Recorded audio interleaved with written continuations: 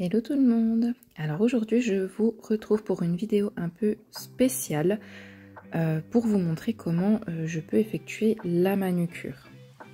Comme je vous ai affiché au début, ce n'est en aucun cas une vidéo formation. Et je ne peux pas vous donner toutes les informations dans une vidéo comme ça. C'est vraiment trop pointilleux la manucure pour pouvoir le transmettre à travers une simple vidéo. Donc là, je vous ai un peu montré tous les ustensiles que vous pouvez avoir besoin pour faire la manucure.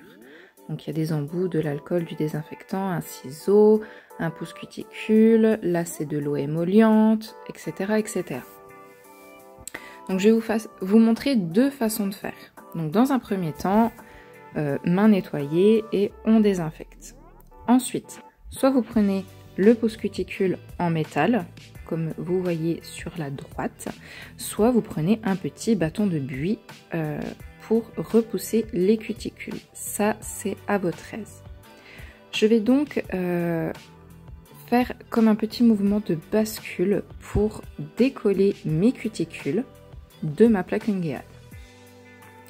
Ensuite, s'il n'y a pas beaucoup de peau, comme ici, vous pouvez avec le petit bâton de buis commencer à gratouiller les peaux mortes qui sont collées à l'ongle naturel. À savoir que la case manucure est hyper importante pour la préparation des ongles, pour une bonne tenue, pour empêcher des décollements. Mais il faut respecter plusieurs choses. Là, je vais déjà prendre un petit embout flamme. Donc là, un embout flamme bleu. Ça, c'est pareil, selon le type de peau, vous allez prendre un embout flamme bleu ou un embout flamme rouge. Ça dépend vraiment de la nature de la peau de votre cliente. Ensuite, je vais passer déjà mon embout sur le côté gauche. Donc, je vais aider à ma cuticule à se relever un petit peu et je vais enlever tout doucement les petites peaux mortes qui peuvent rester sur mon ongle. Ensuite, je vais faire le côté droit exactement de la même manière et ici je fais la technique qu'avec les embouts. Donc là je vais commencer à bien relever ma cuticule et exfolier ma cuticule pour que par la suite je puisse enlever les peaux mortes uniquement. Je dépoussière bien, je regarde bien où j'en suis, etc. Et maintenant, je prends un embout boule rouge. Donc ça, c'est pareil, la couleur de votre boule, elle peut être rouge ou elle peut être jaune. Tout dépend de la nature de la peau. Donc dans un premier temps, je vais venir repousser ma cuticule, l'arrondir et bien la mettre en place.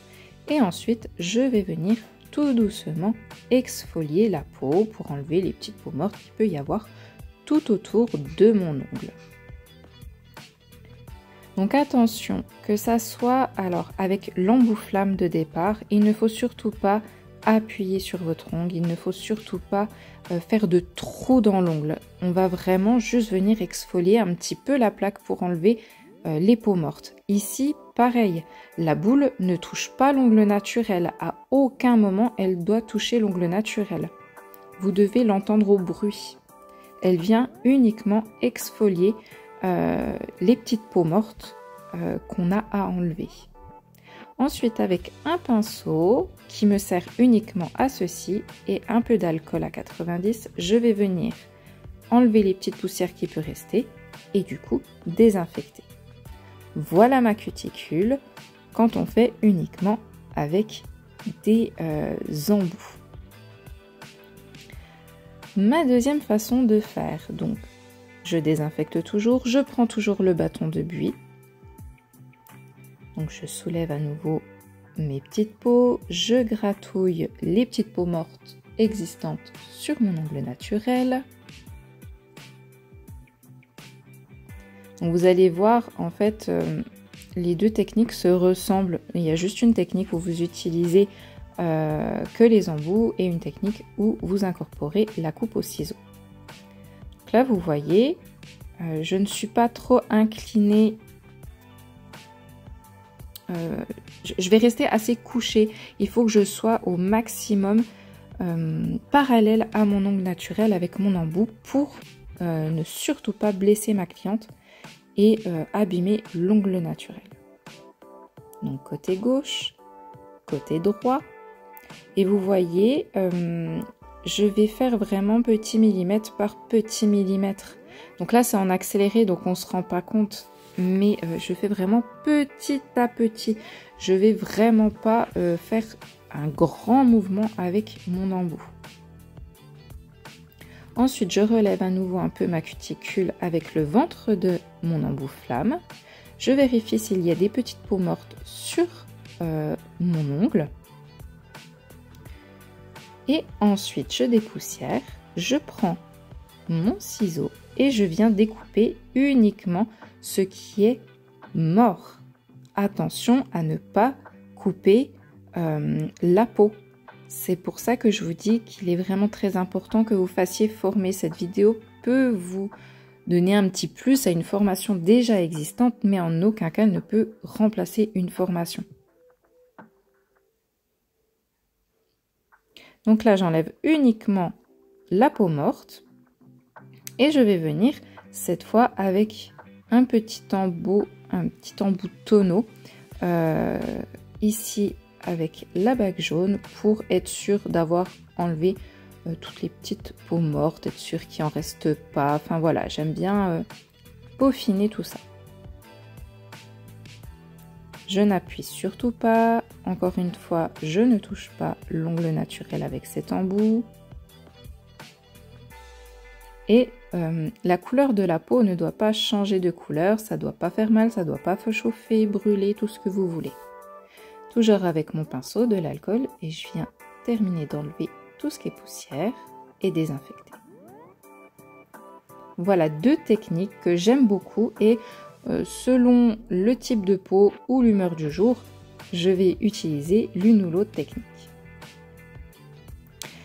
Si vous aimez être un peu plus pointilleuse sur les deux techniques, vous pouvez prendre de l'eau émolliente. Vous en mettez une petite goutte comme ça, vous prenez votre bâton de buis, vous y mettez tout partout, sur la peau et sur l'ongle naturel. Vous allez surtout pas en dessous de la cuticule. Il ne faut pas aller vers la matrice, hein, surtout pas, parce que l'eau émolliente va permettre de grignoter les petites peaux mortes qu'il faut terminer d'enlever. Donc là, vous laissez quelques minutes. En général, je pose sur une main et je laisse agir le temps que je pose sur l'autre main. Et ensuite, vous venez gratouiller l'excédent. Donc là, clairement, on voit que mon eau émolliente n'est pas devenue très blanchâtre parce que ma manucure était déjà très bien faite. Je n'avais plus de petites peaux. Mais si il reste pas mal de petites peaux, etc., normalement, les résidus que vous enlevez d'eau émolliente va devenir plus blanchâtre. Et pour terminer, je prends un petit coton comme ça. C'est des minuscules cotons-tiges que vous trouvez un peu partout. Et avec de l'alcool, je vais venir bien essuyer partout.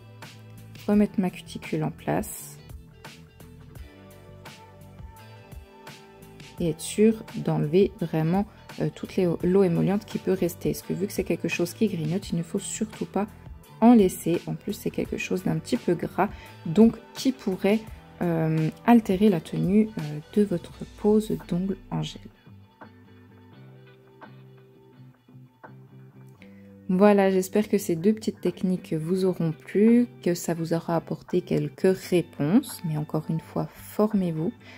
Il peut y avoir de très forts risques, d'accord, d'infection ou autre. Pour terminer aussi, on vient toujours mettre un petit peu d'huile. Encore une fois, si vous voulez peaufiner, donc vous mettez votre petite huile, que vous faites bien incorporer dans la peau. Il ne faut surtout pas en mettre trop. Et avec cet embout, je vais venir lisser la peau. Pour que la peau soit toute belle, toute lisse, que les cuticules soient bien en place. Attention à ne surtout pas toucher l'ongle naturel. Et ça va venir vraiment lisser la peau, terminer tout le final en fait, le rendu. Et ça va vous faire en plus incorporer l'huile à cuticule un peu dans la peau. Et voilà, vous voyez la différence entre mes deux autres doigts et ceux qui sont faits. Donc ici, je voulais vous montrer aussi comment j'effectue ma préparation d'ongles avant une pose chablon.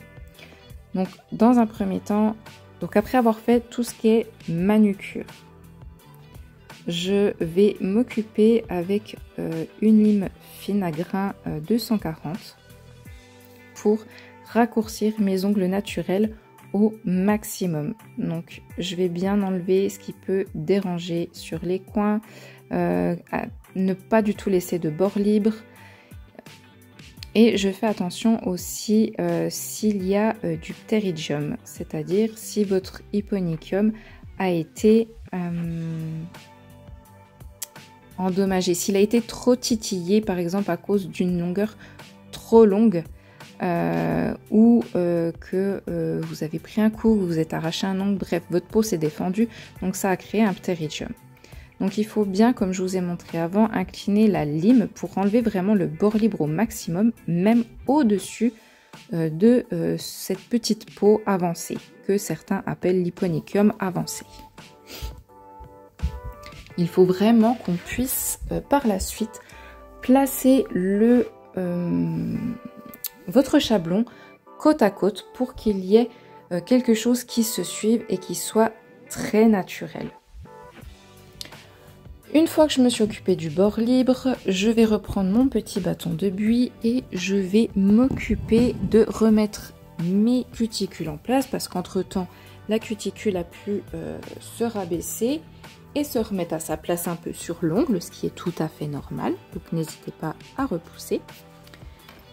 Et je prends un bloc, un buffer 180 et je vais venir matifier toutes mes plaques.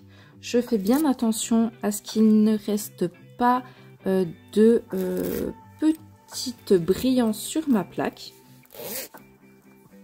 Et voilà, le tour est joué. Ensuite, vous pouvez passer à tout ce qui est liquide de préparation, etc., etc. J'espère vous avoir aidé sur certains points. Si vous avez aimé ma vidéo, n'hésitez pas à liker et à vous abonner. Et voici pourquoi je me préparais mes petits ongles. À bientôt!